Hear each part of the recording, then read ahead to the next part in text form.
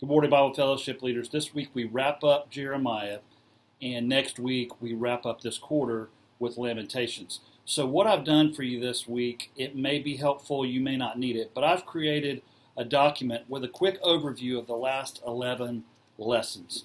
Just giving you some key things that happened in Jeremiah's life, in the life of the Israelites, all the word pictures, the potter's wheel, when God calls Jeremiah. Just kind of a reminder from session 1 all the way through session 12. And then this week, basically, Babylon is destroyed. God comes through and punishes them because although God used Babylon as a part of chastening his people, Babylon went too far.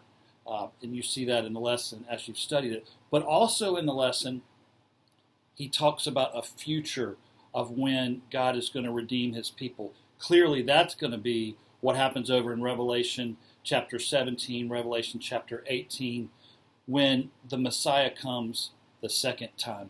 We see the theme of the kinsman redeemer and how God's going to redeem back his people. So as you wrap up Jeremiah, maybe just a reminder to the people of how God all the way has been planning. God's had a purpose. God's tried to protect.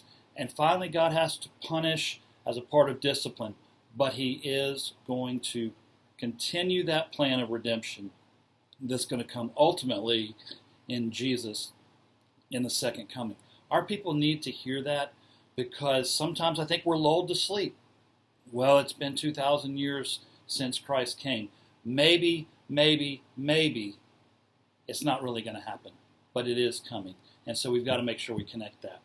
Secondly, I want you guys to be at our Bible Fellowship Leaders meeting this Sunday night, 5 p.m. We're going to be back in the fellowship hall.